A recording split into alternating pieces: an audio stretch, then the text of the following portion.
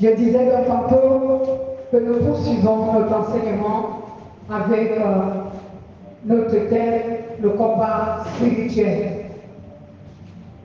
Dernièrement, je veux dire dimanche dernier, on a parlé que ce thème, le Saint-Esprit, l'a départi en 4 chapitres. Et de ces chapitres, il y a le premier que veut dire le combat spirituel, le deuxième, les armes du combat spirituel, le troisième, le combat spirituel et l'oppression des esprits, le quatrième, le combat spirituel positif et le combat spirituel négatif. Aujourd'hui donc, nous allons parler du combat spirituel, mais dans la deuxième ou le deuxième chapitre intitulé Les armes du combat spirituel. Alléluia. Les armes du combat spirituel. Selon vous, quelles sont les armes que vous utilisez dans votre combat spirituel?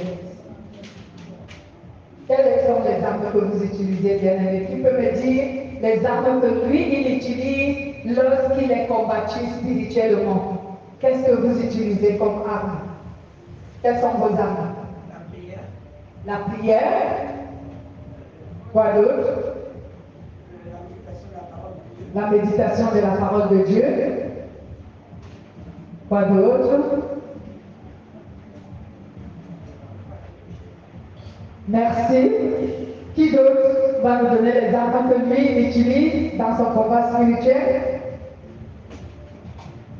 Elle a cité les armes qui sont bien dans son combat spirituel. Pas d'autres? Laissez-moi donc nous dire ce que le Saint-Esprit nous a donné comme enseignement sur ce deuxième chapitre. Les armes du combat spirituel. Déjà, qu'est-ce qu'on appelle les armes du combat spirituel? Ce sont des éléments spirituels qui permettent à celui qui pratique le combat spirituel de mener un bon combat et d'obtenir la victoire.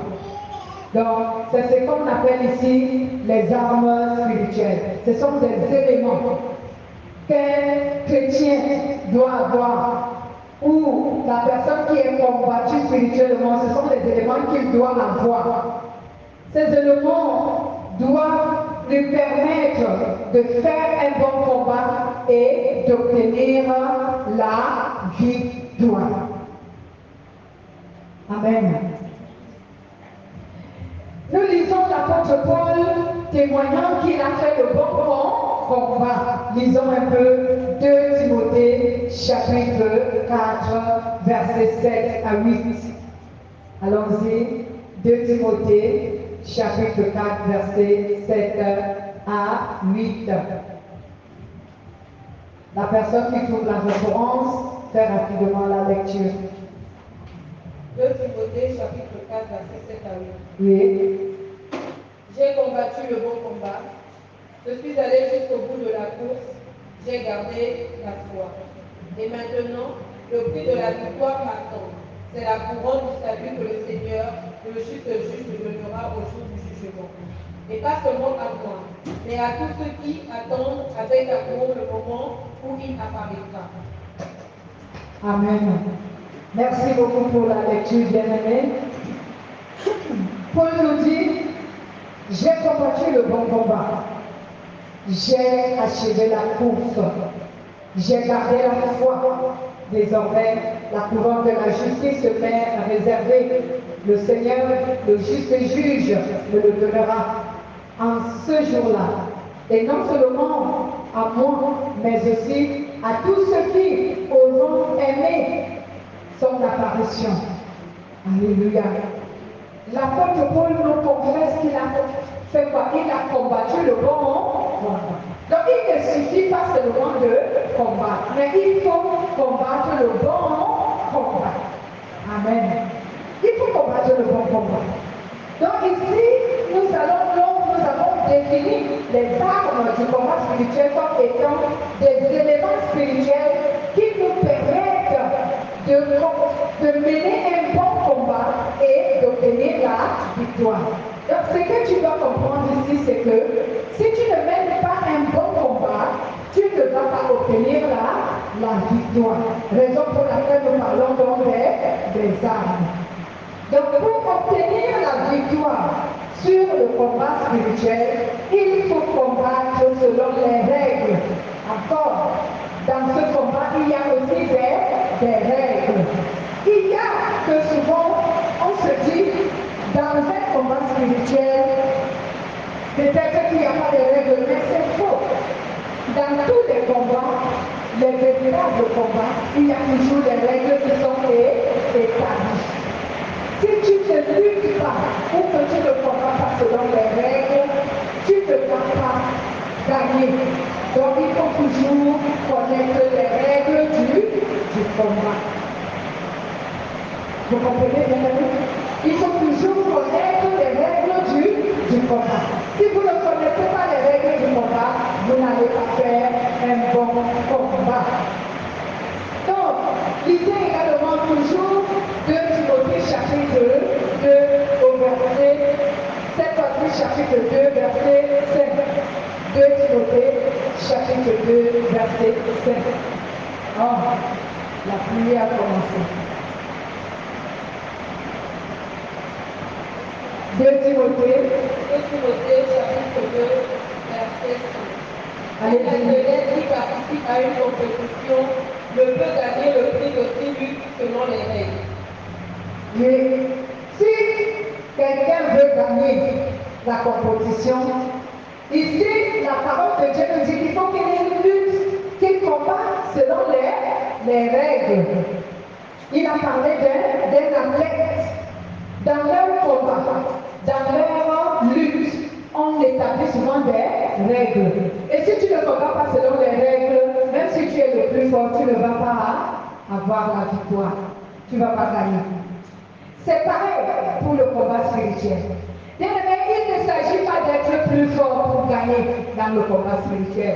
Mais ce qu'il faut, c'est combattre selon les règles. Pour gagner. Si tu ne combats pas selon les règles, tu ne peux pas. C'est pour cela que celui qui combat doit se munir des armes adéquates qui lui permettent de bien combattre, mais aussi qui lui assurent la victoire. Il y a des armes qui assurent la victoire, parce que quand tu as ces armes-là, tu as un avantage sur ton adversaire. Amen. Jésus avait donné un exemple.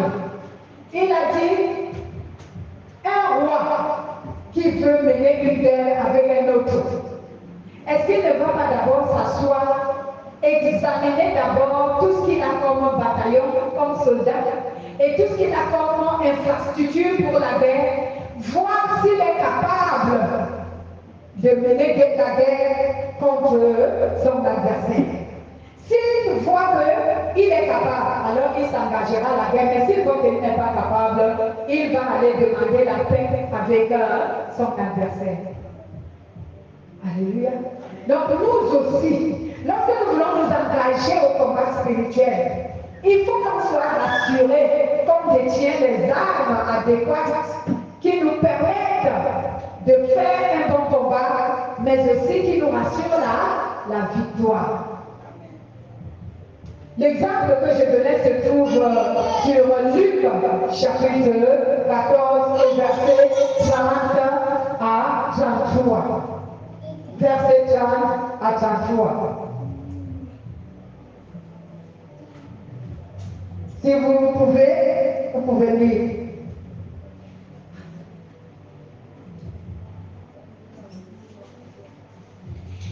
Lisez bien aimé. Luc 14, 30 à 33. Luc chapitre 14, verset 30 à 33. En disant, cet homme a commencé de construire, mais a été incapable d'achever. Non, 30 à 33. Oui, allez, lisez. Parce qu'il avait donné deux exemples. En disant, cet homme a commencé de construire, mais a été incapable d'achever le travail. De même, Si un roi veut partir en guerre contre un autre roi, il s'assied d'abord pour examiner s'il peut, avec 10 000 hommes, affronter son adversaire qui marche contre lui avec 20 000 hommes. S'il ne le peut pas, il envoie des messagers à l'autre roi, pendant qu'il est encore loin, pour lui demander ses conditions de paix. Ainsi donc, ajouta Jésus, aucun de vous ne peut être mon disciple s'il ne renonce pas à tout ce qu'il possède. Merci. Donc, Jésus dit donc, si tu es un homme averti, lorsque tu veux devenir un disciple de Jésus, sache que le combat spirituel t'attend. Nous avons vu la raison pour laquelle le combat spirituel a commencé, non? À quel moment et quel est l'objectif du combat spirituel? Donc, si nous voulons donc être disciples de Jésus, on doit savoir que le combat spirituel sera là. Et si nous ne sommes pas prêts à affronter ce combat, autant mieux ne pas s'engager à être disciple de Jésus.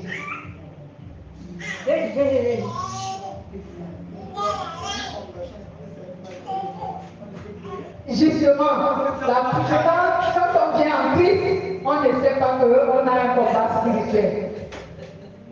Sauf pour ceux qui ont la grâce, qu'on leur a parlé de ça bien avant.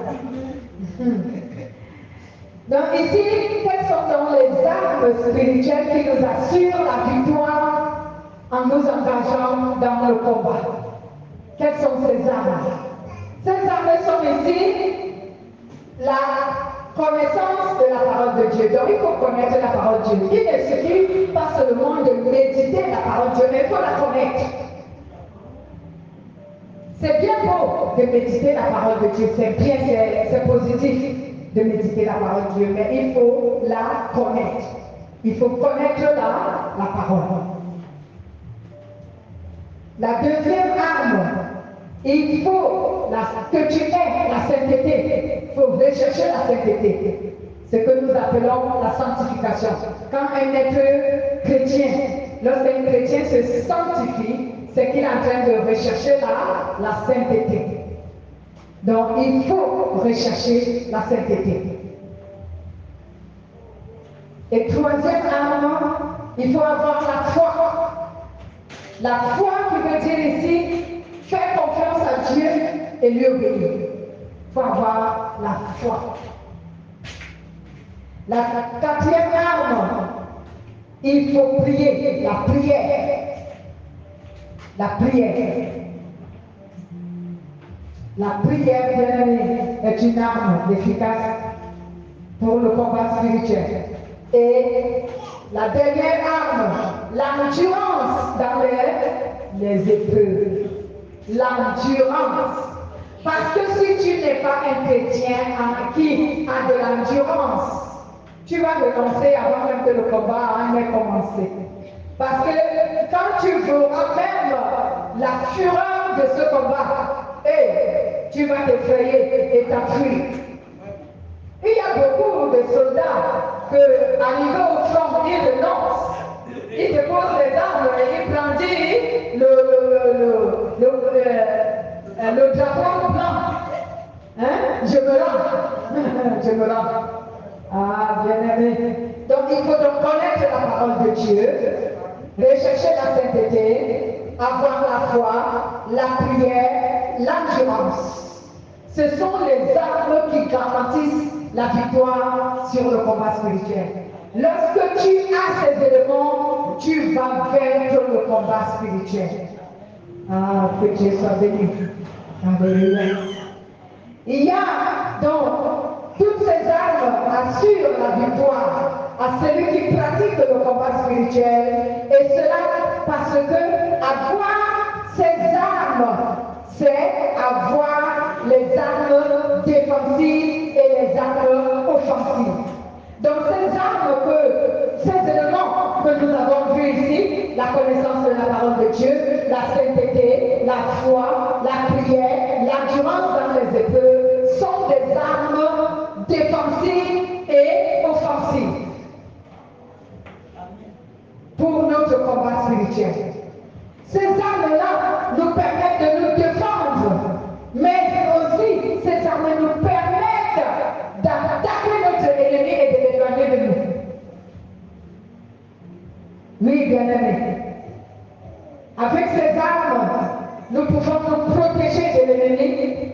en résistant à lui et à ses attaques et à ses manœuvres, mais aussi nous pouvons attaquer à notre tour l'ennemi et l'éloigner loin de nous. Donc ces armes jouent donc le rôle des armes défensives et des armes offensives. Défensive qui veut dire on peut se défendre. Et comment un chrétien peut se défendre dans le combat spirituel? C'est lorsqu'il se protège de l'ennemi en résistant à ses attaques et à ses manœuvres. Comment est-ce qu'on résiste aux attaques de l'ennemi et à ses manœuvres? En obéissant à Dieu. Comme la parole de Dieu nous dit dans le livre de Jacques chapitre 4 verset 7. Soumettez-vous donc à Dieu. Résistez au diable. Et il fera quoi? Il fuira loin de vous. C'est une arme défensive. Amen. Et également, nous pouvons aussi à notre tour attaquer l'ennemi et l'éloigner de nous. Quelle est donc attaquer l'ennemi? C'est une arme offensive. Et l'arme offensive, c'est quoi? C'est la prière. Est-ce que vous m'avez écouté maintenant? L'arme offensive, c'est la prière. Et comment interviennent ces armes? Je vais vous dire. Puisque nous les avons citées, on en a 5. La connaissance de la parole de Dieu te permet de savoir ce que Dieu te recommande ou ce que Dieu te permet de faire dans telle ou telle situation. C'est pour cela qu'il faut connaître la parole de Dieu. Parce que lorsque tu seras attaqué, on ne sait de quelle manière. Supposons que tu es attaqué de manière à ce que tu es provoqué, par exemple. Amen. C'est une attaque. C'est un combat spirituel. On te provoque. Et l'objectif de cette provocation, c'est quoi? C'est pour que tu te soumettes au péché. Alors, pour te défendre, qu'est-ce que tu dois faire? Tu dois t'abstenir au péché. Est-ce que vous comprenez? Si tu t'abstiens au péché, tu t'es défendu. Si tu refuses de répondre à l'attaque ou à la provocation dont tu as vécu, c'est que tu t'es préservé, tu t'es protégé. Et c'est une arme défensive. C'était un exemple que je vous donnais. Et une arme offensive, c'est maintenant lorsque tu te mets dans ta prière. Et par exemple, tu fais une telle prière en disant, Seigneur, ne laisse pas que mon cœur soit affecté par cette provocation. Mais viens tenir mon cœur affermi, plus fort, que mon cœur soit plus fort que cette provocation. Que je ne tienne pas encore une seule parole, un seul acte, une seule action, une seule œuvre de ce qui a été fait pour me provoquer. Que je ne tienne pas cela encore. La prière est une arme offensive. Tu attaques maintenant ton ennemi. Attaquer ici ne veut pas dire envoyer le feu. Forcément, non. Il faut savoir à quel moment envoyer le feu et à qui envoyer le feu. Amen. Mais beaucoup de chrétiens font leur combat spirituel de telle manière qu'ils passent leur temps à attaquer. Mais ils ne se protègent pas, ils ne se défendent pas par obéissance.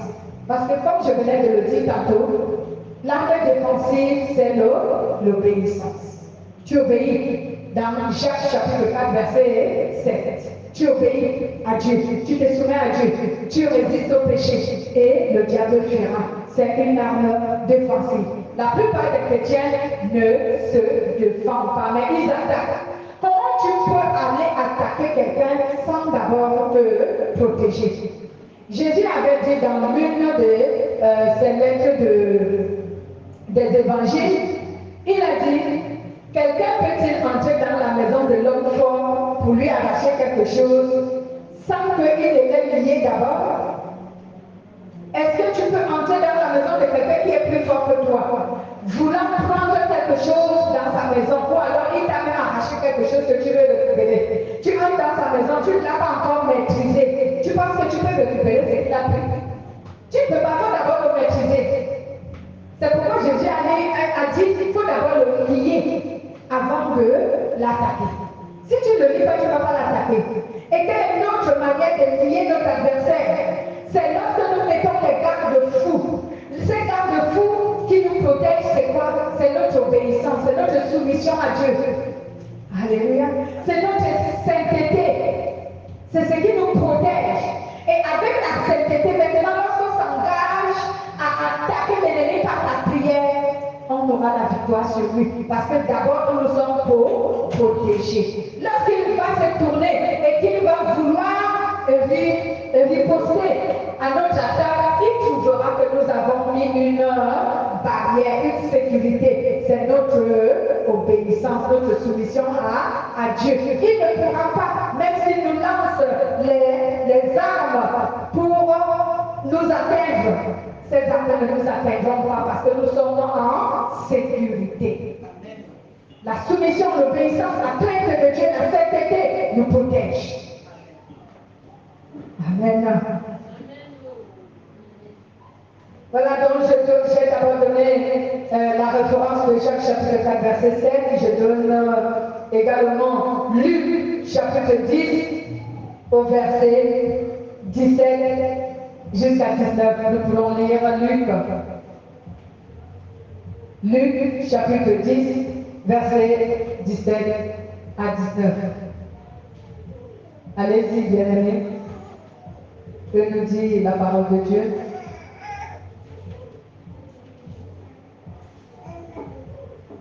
Luc chapitre 10, verset 17 à 19. Et 72 envoyés revinrent pleins de joie et dirent: Seigneur, même les esprits mauvais nous obéissent, quand nous leur donnons des ordres en ton nom.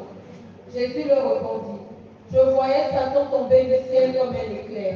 Écoutez, je vous ai donné le pouvoir de marcher sur les serpents et les scorpions, et d'écraser toute la puissance de l'ennemi, et rien ne pourra vous faire du mal. Amen. La Bible nous confesse que les 70 revinrent avec joie et dirent à Jésus: Seigneur, les démons même nous sont soumis en ton nom. Aïe, aïe, aïe. Et Jésus leur a répondu: Moi, je voyais Satan tomber du ciel comme un éclair. Voici donc que je vous ai donné le pouvoir de tout soumettre en mon nom. Alléluia. C'est une arme offensive. Donc lorsque tu es protégé par obéissance à Dieu, alors tu peux donner maintenant à un être maléfique ou à un être insensé un ordre. Au nom de Jésus, je t'ordonne de t'éloigner de moi. Il va s'éloigner. Alléluia. Au nom de Jésus-Christ, je t'ordonne de me libérer. Il va te libérer. Au nom de Jésus-Christ, je t'ordonne de partir et de retourner dans les abîmes d'où tu viens. Il va retourner. Alléluia. Oui, parce que tu as l'autorité de Jésus. Tu es en harmonie avec le Saint-Esprit. N'est-ce pas? Jésus a dit que c'est par le Saint-Esprit qui chasse les démons. N'est-ce pas?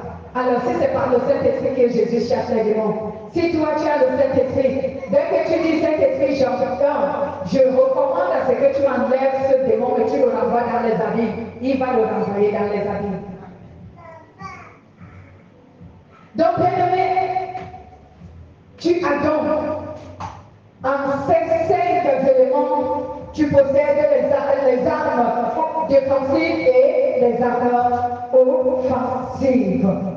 Il est donc important d'acquérir toutes ces armes si nous voulons mener un bon combat et obtenir la victoire sur le pouvoir du mal. Il nous faut avoir ces armes. Quel est notre adversaire dans le combat spirituel, bien-aimé? Parce que je t'ai parlé du combat spirituel, je t'ai parlé de son objectif. Maintenant, je te pose la question: est-ce que tu connais ton adversaire dans le combat spirituel avec qui tu luttes? Avec le péché. Amen. Et c'est le péché qu'on appelle le pouvoir du mal. C'est avec le péché que nous luttons. C'est avec le péché que l'enfant de Dieu lutte. C'est lui notre adversaire dans le combat spirituel. Vous me posez la question: mais le combat spirituel a commencé par Lucifer, non?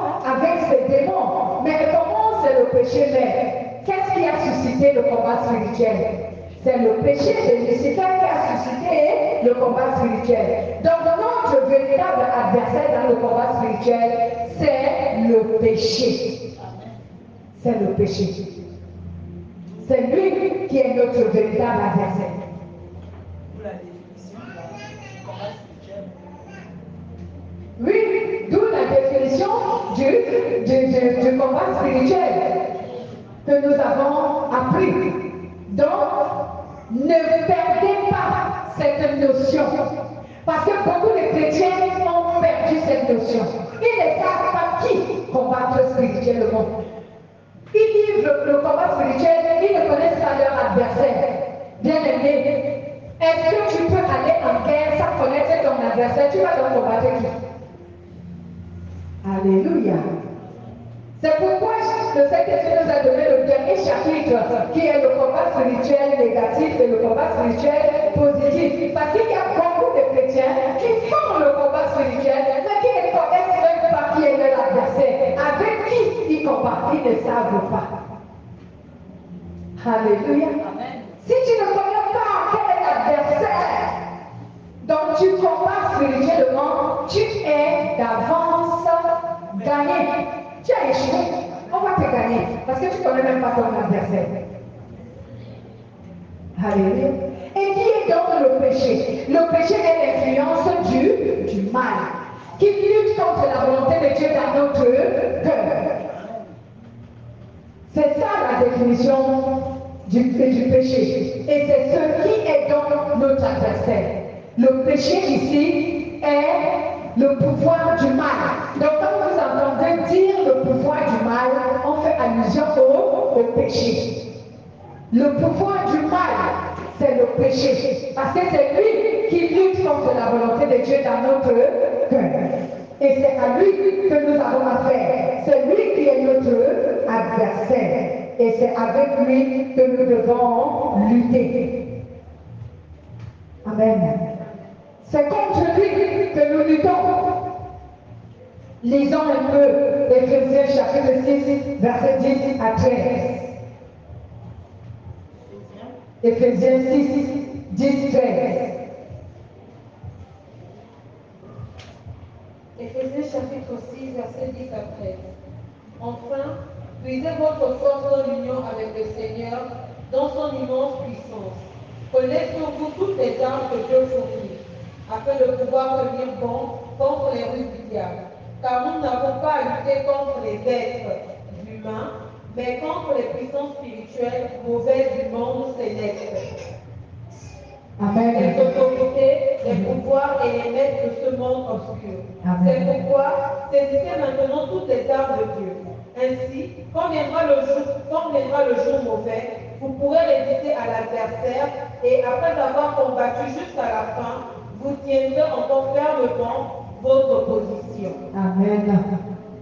Donc ici, je prends le verset 12 où l'apôtre Paul a enseigné aux Éphésiens, il dit, revêtez-vous de toutes les armes de Dieu afin de pouvoir tenir ferme contre les manœuvres du diable. Dans d'autres versions, vous verrez contre la ruse du diable. La ruse du diable, c'est le péché.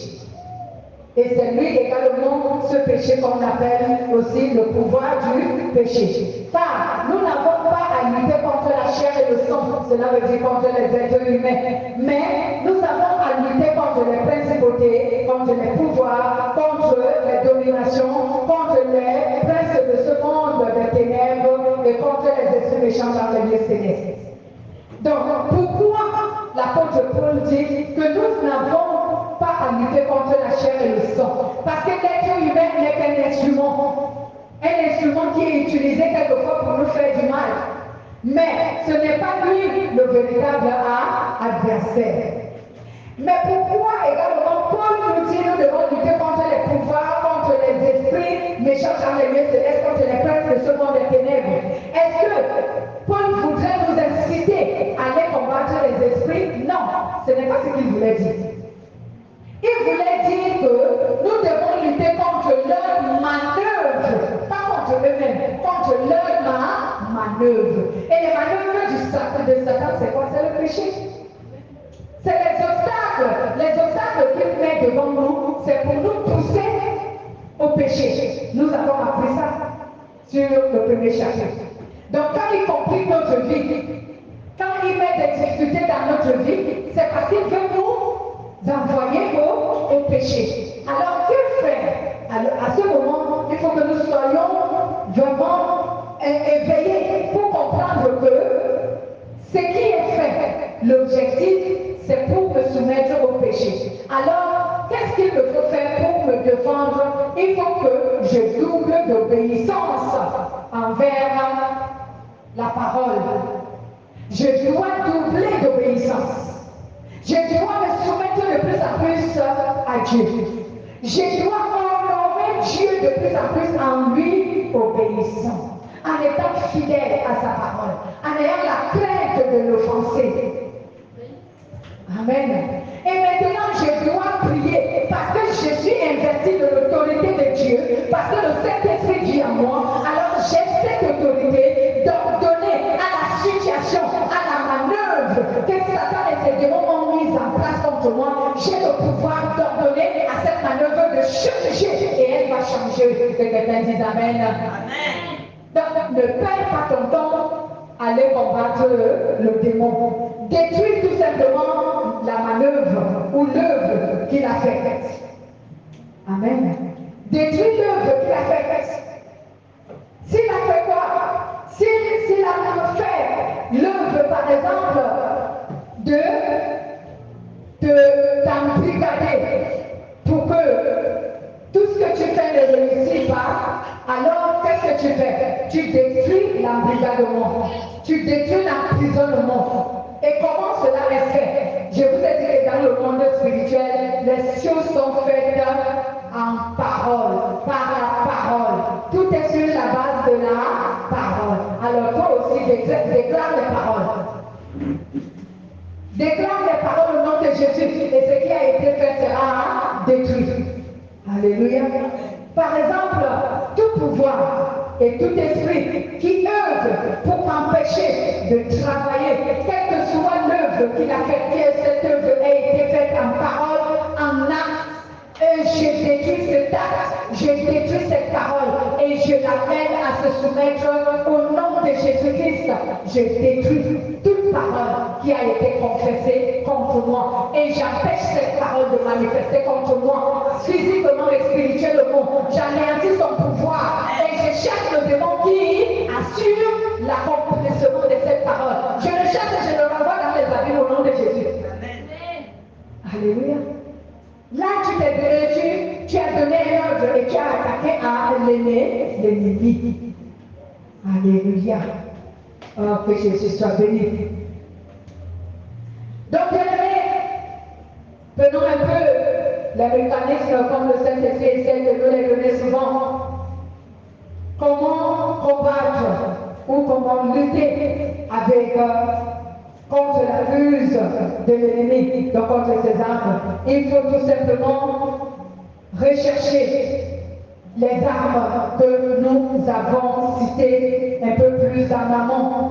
Il faut également que tu saches t'en servir. Comme je vous ai donné l'exemple, comment se servir des armes que vous avez. Donc, par exemple, la parole de Dieu, comment la connaître? Alors, je dois méditer la parole de Dieu et je dois m'efforcer à la mémoriser dans ma tête, dans ma tête et dans mon cœur. Il faut que je cherche à mémoriser la parole. De la même manière que nous apprenons les cours, les leçons, lorsque nous sommes à l'école, tu essayes de faire la même chose. Donc tu lis la parole et ce qui est important à retenir, c'est le résumé, le récit. Par exemple, d'un verset biblique. Dès que tu lis un verset biblique, il faut que tu t'efforces à retenir le récit, le contexte, le contenu du verset. Efforce-toi de le mémoriser dans ta tête et dans ton cœur. C'est comme cela qu'on apprend à connaître la parole de Dieu. Alléluia. Méditer veut dire lire. Oui. Mais tu peux lire sans avoir compris. Mais cherche à mémoriser. Un jour, le Saint-Esprit te fera comprendre, soit à travers une prédication, soit à travers une révélation. Amen. Par exemple, l'arme telle que la sainteté, comment s'en servir? La sainteté, je venais de donner également l'exemple. Si tu es provoqué, par exemple, si tu es quelqu'un de saint, tu ne vas pas répondre aux provocations. Tu ne vas pas répondre. Même si cela a été fait face à toi, tu ne réponds pas aux provocations. Mais tu te tournes et tu pries. Tu dis à Dieu, Seigneur, fais en sorte que cette provocation n'atteigne pas mon cœur. Que je ne sois pas affecté. Que cela ne m'attriste pas. Que cela ne me frustre pas. Que cela ne me pousse pas à haïr cette personne. Mais aide-moi à parvenir au pardon. Que je lui pardonne. Amen. C'est comme ça qu'on se sert des armes que nous avons. Vous voyez que la sainteté, c'est quoi? Ce n'est qu'un nom? Non, c'est une pratique d'une quelconque vie. Tu mets en pratique la parole de Dieu. Et c'est ce qui te sanctifie, c'est ce qui te rend saint. C'est comme ça qu'on se sert de la sainteté, comme arme. Alléluia. La foi, c'est que même quand tu attends une solution de la part de Dieu, tu ne l'as pas encore obtenue. Tu gardes la foi en disant dans ton cœur, moi je sais que le Seigneur va agir. Job avait dit à ses amis que moi je sais que mon Rédempteur se lèvera. Il se lèvera certainement. Amen. Oui, pendant que ses amis le décourageaient, oh Job, Dieu t'a abandonné. Sa femme le décourageait, oh Job, Dieu t'a abandonné. Job a dit, moi je sais que mon Rédempteur se lèvera. Il se lèvera certainement.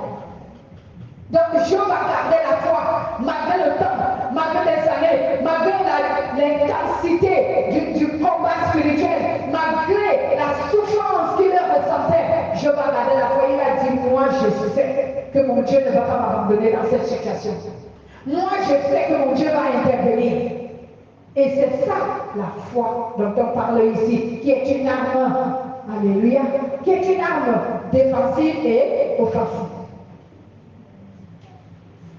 Alléluia. La prière, j'en ai parlé. Tu dois prier sans cesse. Alléluia. Tu dois prier sans cesse. Montrant à Dieu dans ta prière. Tu dois montrer à Dieu, comme je venais de le dire d'abord, que tu as confiance en lui.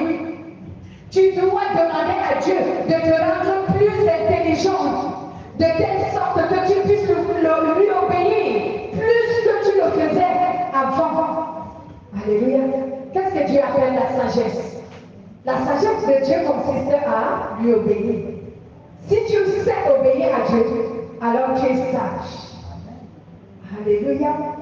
Donc, au lieu de prier en perdant ton temps en disant, Seigneur, tue mon ennemi. Seigneur, frappe mon ennemi. Seigneur, c'est qui est sûr?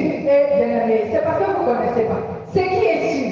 Lorsque quelqu'un est obstiné à te faire du mal, qu'il soit un humain, qu'il soit un démon, c'est qui est sûr? Dieu va s'occuper de lui. C'est ce que vous ignorez.